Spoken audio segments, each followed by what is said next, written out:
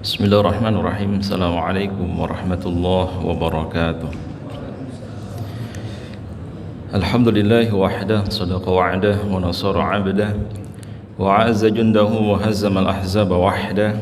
Allahumma salli wa sallim wa barik ala nabiyyina wa maulana Muhammad wa alihi. Jamaah salat zuhur Masjid Salahuddin yang dimuliakan oleh Allah, alhamdulillah kita bersyukur kepada Allah pada siang hari ini. Sebada salat zuhur kita masih diberikan kesempatan oleh Allah untuk bisa melanjutkan dan mengkhatamkan kajian tafsir surat Al-Kahfi sebagaimana yang sudah kita mulai dari ayat pertama.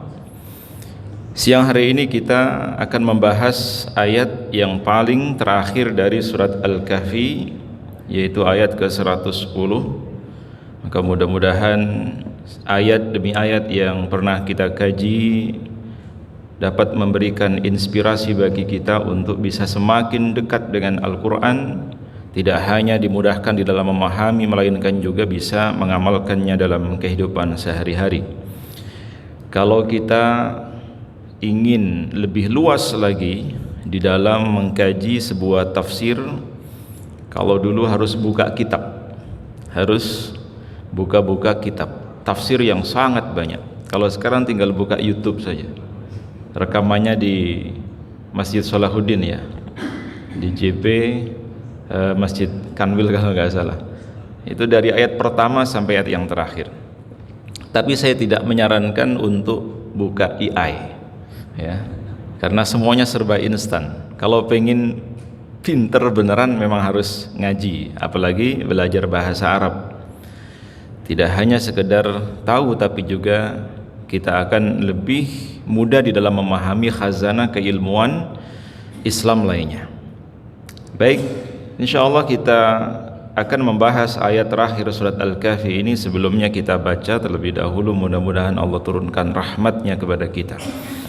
A'udzu billahi minasy syaithanir rajim. Qul innama ana basharun mithlukum yuha ilayya annama ilahukum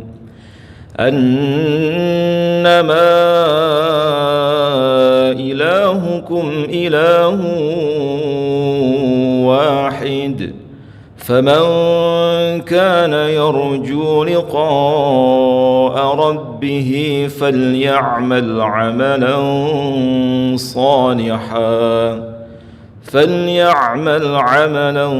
صالحا ولا يشرك بعبادة ربه أحدا. صدق الله العظيم. اللهم ارحمنا بالقرآن. Qul, katakanlah wahai Muhammad. Ada beberapa ayat Al-Quran yang diawali dengan perintah untuk Rasulullah Sallallahu Alaihi Wasallam agar mengucapkan atau menyampaikan. Artinya yang keluar dari lisan Rasulullah itu bukan dari hawa nafsunya, melainkan wahyu yang diwahyukan oleh Allah kepada beliau. Seperti yang sering kita baca dalam trikul ya, Qul huwallahu ahad. Kemudian Al-Falaq juga diawali dengan Qul huwallahu, Qul a'udzu birabbil falaq, dan An-Nas juga diawali dengan Qul a'udzu birabbin nas. Itu menunjukkan bahwa memang Nabi diperintahkan oleh Allah untuk menyampaikan, untuk membacakan. Sebagaimana ayat ini, Qul, katakanlah wahai Muhammad. Allah memerintahkan kepada Rasulullah, kepada Nabi Muhammad untuk menyampaikan kepada umatnya, innama, bahwasanya aku yang dimaksud di sini adalah Nabi, basyarun mislukum, hanya seorang manusia biasa seperti kalian. Saya bukan malaikat, kata Nabi. Saya bukan anak Tuhan, saya bukan keluarganya Allah, tapi saya hanya manusia biasa. Ini untuk menunjukkan bahwa ada basyariah Rasulullah SAW, agar beliau menyatakan diri di hadapan umatnya supaya tidak dikultuskan, supaya tidak ada glorifikasi sehingga terlalu berlebihan sehingga dianggap menyamai Tuhan. Lah kalau di masjid-masjid itu ada tulisan misalnya Allah, terus sebelah kiri lafadz Muhammad. Sering kan kita lihat? Atau nama Rasulullah disandingkan, disejajarkan dengan nama Allah. Ada Allah, ada nama Muhammad. Itu bukan menyejajarkan kekuasaan Nabi Muhammad dengan Allah atau Allah dengan Nabi Muhammad, tetapi sebuah sebutan yang memang kita tidak cukup hanya bersyahadat kepada Allah, tidak hanya asyhadu alla ilaha illallah, tapi juga dituntut untuk menyatakan Rasulullah sebagai Nabi. Wa asyhadu anna Muhammadar Rasulullah. La ilaha illallah Muhammadur Rasulullah. Justru itu adalah pernyataan bahwa Nabi Muhammad adalah utusan yang memang diberikan kelebihan oleh Allah yang tidak dimiliki oleh manusia lainnya.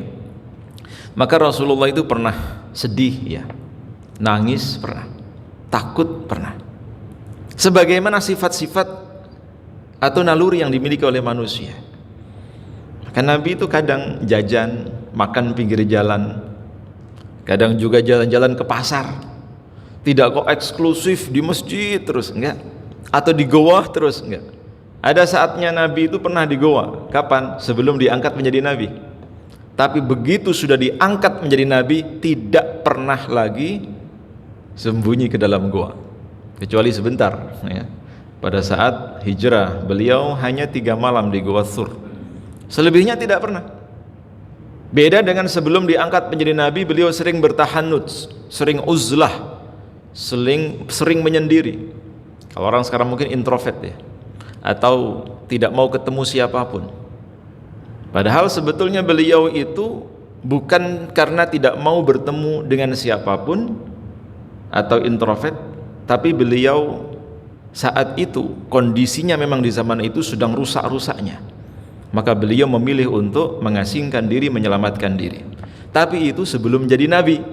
Ketika Rasulullah sudah jadi Nabi, beliau tidak pernah lagi bersembunyi, tidak pernah lagi beliau ke dalam gua, masuk di dalam gua, tapi beliau berdakwah, beliau tablik, beliau menyampaikan, serawung. Kalau sekarang serawung.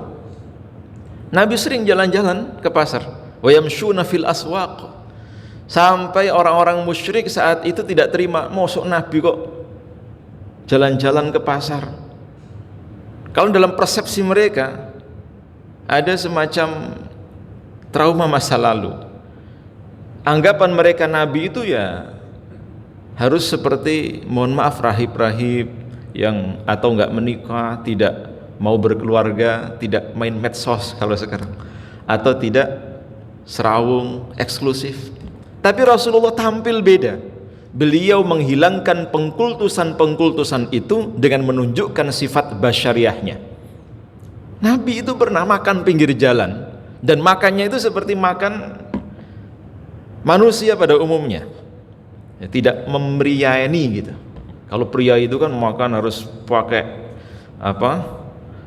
celmek dulu, garpu sendoknya lengkap. Nabi enggak pakai tangan ya, Nabi pakai tangan. Sehingga ada wanita tua yang menghardik Rasulullah, wahai Muhammad, mosok Nabi kok kayak begitu? Kira-kira begini, manusia saat itu mempersepsikan ya Nabi itu harus seperti priayi gitu, jaim, jaga image, kalau jualan itu begini begitu. Tapi Nabi tidak. Bahkan beliau pernah melarang sahabatnya yang terlalu berlebihan menyambut beliau. Ketika beliau datang, mereka berdiri. La tatruni kama atratan nasara Isa bin Maryam wa inna ma'ana Abdullahi wa Rasuluh. Jangan kalian berlebihan menyambutku sebagaimana orang-orang Nasrani mengkultuskan Isa putra Maryam. Aku hanya nabi, aku hanya manusia biasa, hamba Allah dan utusannya. Tapi bukan berarti Rasulullah melarang para sahabat berdiri, karena sahabat itu memang ketika Rasulullah datang mereka menyambut, mereka menghormati, tapi tidak sampai mengkultuskan. Hanya saja Rasulullah gak senang diperlakukan seperti itu. Untuk apa? Jangan sampai terlalu berlebihan sehingga mereka menyamakan beliau dengan Allah. Maka ada basyariahnya. Nabi menikah, punya anak. Bahkan juga diuji oleh Allah, anak-anaknya yang masih kecil meninggal dunia. Sebelum menjadi nabi, beliau manusia seperti pada umumnya, menggembala kambing, berdagang, bisnis, traveling. Usia 12 tahun sudah sampai Syam. Bahkan sudah passive income di usia kurang dari 25 tahun. Nikah, Rasulullah itu menikah, berkeluarga, membangun relasi, bisnis, dan semua aspek kehidupan manusia, basyariahnya, sisi-sisi kemanusiaannya ada pada diri Rasulullah SAW. Maka tidak ada alasan untuk tidak mencontoh Nabi. Misalnya kita sebagai kepala rumah tangga, ada contoh terbaik seorang kepala rumah tangga, siapa lagi kalau bukan Nabi? Kita sebagai pegawai, Nabi pernah jadi pegawai, pernah jadi karyawan. Karyawannya siapa? Khadijah. Beliau diberi amanah untuk menjualkan barang milik Khadijah. Beliau pernah menjadi atasan, pernah menjadi bos, punya banyak karyawan. Beliau juga manusia biasa sebagai masyarakat dan seterusnya, bahkan sebagai pemimpin kepala negara dan seterusnya. Nah, kata Nabi, aku ini sama seperti kalian, jangan terlalu berlebihan dalam mengkultuskan. Jangan sampai menganggap Nabi itu ya citranya seperti malaikat yang bisa serba apa gitu, atau bahkan melakukan sesuatu yang di luar nalar atau di luar kebiasaan. Itu kadang memang terjadi, namanya mukjizat, tapi tidak bisa ditampakkan sewaktu-waktu. Ada keajaiban-keajaiban yang dilihat secara langsung oleh para sahabat saat bersama dengan Rasulullah, baik ketika Rasulullah sebelum menjadi nabi maupun ketika menjadi nabi. Kalau sebelum beliau menjadi nabi, pada saat dilahirkannya saja terjadi fenomena alam yang dahsyat. Api majusi yang biasa disembah padam, berhala-berhala istana Kisra juga runtuh. Kemana beliau pergi ketika beliau ke Syam, umurnya 12 tahun, di atasnya ada awan yang menaungi sehingga tidak kepanasan. Kemanapun beliau pergi ada awan di atasnya. Apalagi jadi nabi, pernah suatu ketika Nabi itu membawa rombongan banyak, di tengah jalan para sahabat saat itu kelaparan, ketemu ya penduduk desa yang menjamu Nabi. Tapi syaratnya jangan bawa banyak-banyak orang untuk masuk.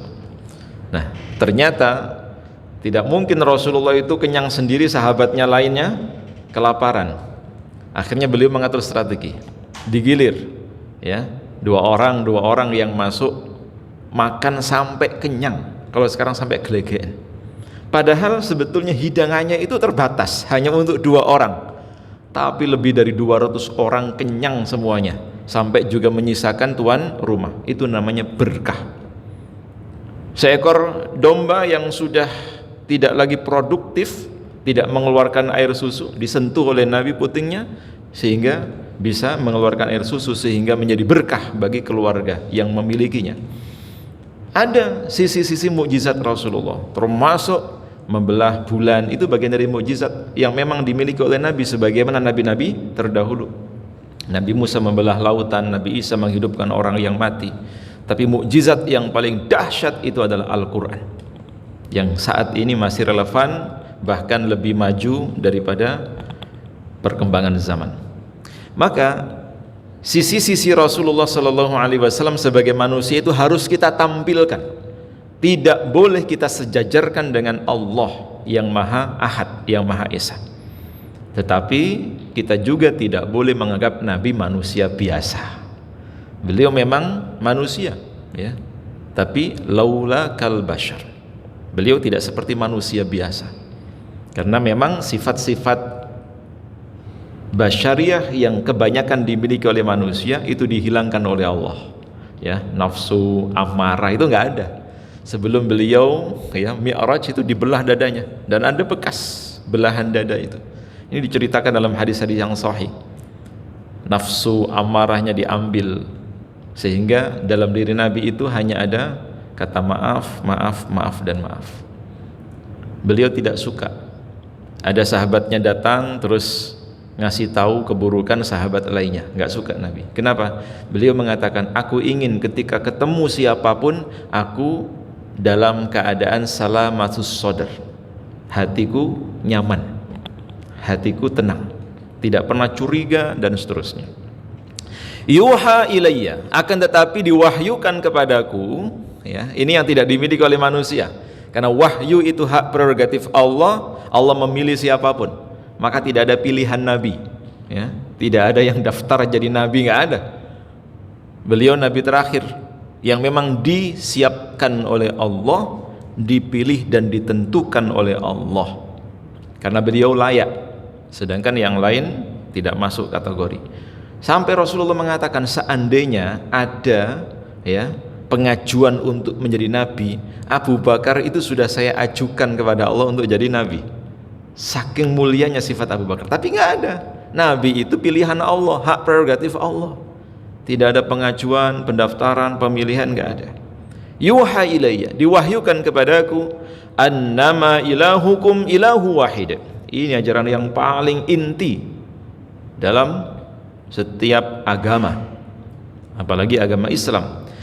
Annama ilahukum, bahwasanya Tuhan kalian, Tuhan kita semua, ilahun wahidun, adalah ilah, Tuhan yang satu, tidak ada yang lain. Tuhan kita Tuhan yang satu.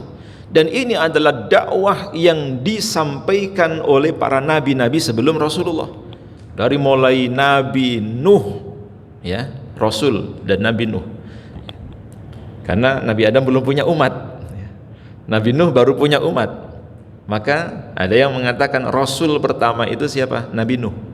Termasuk beliau kan Rasul Ulul Azmi. Beliau berdakwah, tapi tidak sesabar Nabi Muhammad.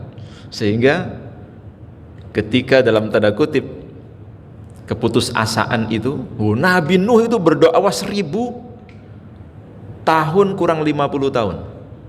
Maksudnya apa? 950 tahun. Jenengan ngajak orang ngaji, ngajak orang ke masjid, sekali saja ditolak, mungkin kita akan selama-lamanya mutung, ya kan?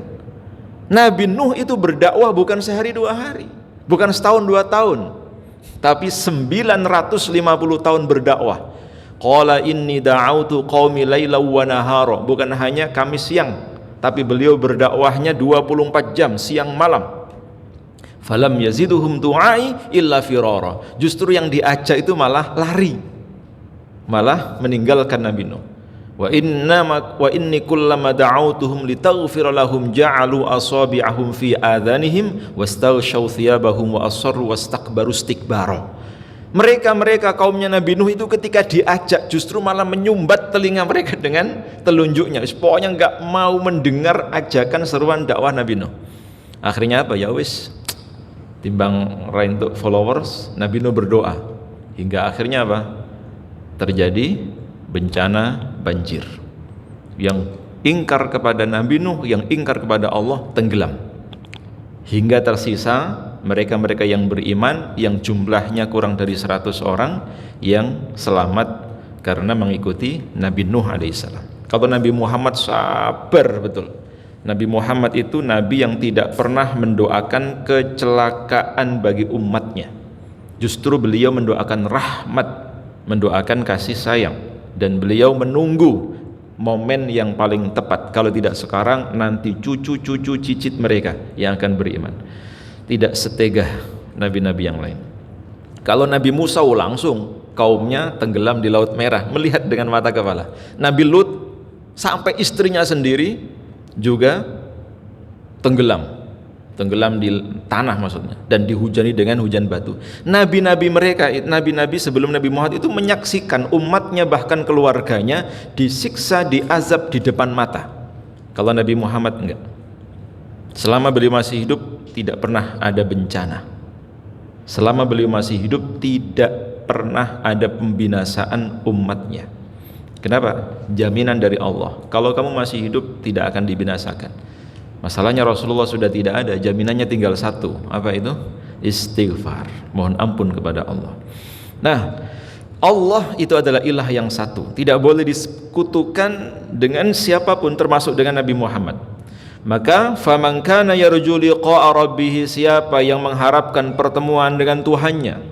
Dalam beberapa tafsir dijelaskan liqa itu maknanya ay yarallah, bisa melihat, menatap Allah dengan mata telanjang.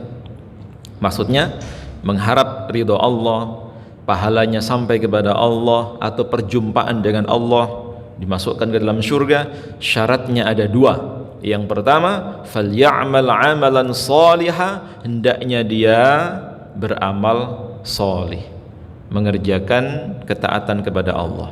Maka syarat diterimanya amal sholih, atau amal itu dikatakan sholih, diterima oleh Allah, syaratnya tiga. Yang pertama, tauhid. Tauhidnya harus benar, dia harus bertauhid kepada Allah. Kemudian yang kedua, amalnya dikerjakan dengan penuh keikhlasan, hanya mengharap ridho Allah, bukan intervensi, bukan karena pujian dan seterusnya. Dan yang terakhir, yang ketiga adalah menyesuaikan atau berkesesuaian dengan ajaran yang dibawa oleh baginda Rasulullah sallallahu alaihi wasallam. Nah, syarat yang pertama perjumpaan dengan Allah adalah beramal salih, dan yang kedua wala yusyrik bi'ibadati rabbih ahada, tidak menyekutukan Allah dengan siapapun. Sehingga ayat terakhir dari surat Al-Kahfi ini merupakan penegasan sifat kemanusiaan Nabi Muhammad sallallahu alaihi wasallam, bahwa beliau sebagai manusia biasa yang menerima wahyu, serta mengingatkan kita untuk selalu mengesahkan Allah, tidak boleh menyekutukan Allah dengan selainnya, termasuk pekerjaan, uang, jabatan, pasangan. Itu bisa membuat kita berpaling dari Allah, menghalalkan segala macam cara. Itu bagian dari musyrik. Jadi musyrik itu bukan hanya agama pagan, nyembah patung, berhala, bukan. Termasuk menjadikan uang, jabatan, kendaraan, keluarga, semua itu bisa berpotensi ke sana. Maka kita harus mengesahkan Allah dalam segala hal, serta melakukan amal salih. Dari mulai bangun sampai tidur, sampai kita istirahat, 24 jam isinya ibadah-ibadah. Bahkan kerja itu juga bisa bernilai ibadah. Traveling bisa bernilai ibadah. Mancing ya mungkin bisa ya, kalau diniatkan untuk istirahat ya dari segala aktivitas gitu. Dan tidak menyekutukan Allah dalam ibadah serta kegiatan apapun. Mudah-mudahan satu ayat yang kita bahas ini bisa kita jadikan pegangan dan bisa kita amalkan. Insyaallah pertemuan yang akan datang, karena surat Al-Kahfi ini udah selesai. Mau surat apa ini kira-kira? Yang jelas kalau 30 juz sudah sampai di akhirat semua ini. Sudah jadi almarhum. Ya paling enggak surat-surat pilihan ya. Insyaallah pertemuan yang akan datang kita akan mengkaji tafsir surat Yasin ya. Siapa yang mungkin masih senang yasinan, nah itu biar tahu ya, surat Yasin itu dahsyat, qalbul Quran, jantungnya Quran itu Yasin. Nanti insyaallah surat-surat pilihan yang lain, Al-Mulk, Al-Waqi'ah, Ar-Rahman dan seterusnya. Jadi biar runtut Al-Kahfi dulu ya. Selain kita baca nanti malam atau besok, juga kalau bisa Bapak Ibu hafalkan, nggak harus semuanya, 10 ayat saja, itu akan menjadi jaminan kita akan diselamatkan oleh Allah dari fitnah Dajjal. Dan sekaligus insyaallah kita akan prepare mengkaji tafsir surat Yasin. Kemungkinan Bapak Ibu sudah banyak yang hafal ya surat Yasin, tinggal kita kaji, kita gali, selami makna kandungan yang ada di dalamnya. Wallahu a'lam bishawab. Mari kita akhiri dengan hamdalah dan doa kafaratul majlis. Subhanakallahumma wa bihamdika asyhadu an la ilaha illa anta astaghfiruka wa atubu ilaik. Billahi taufiq wal hidayah. Assalamualaikum warahmatullahi wabarakatuh.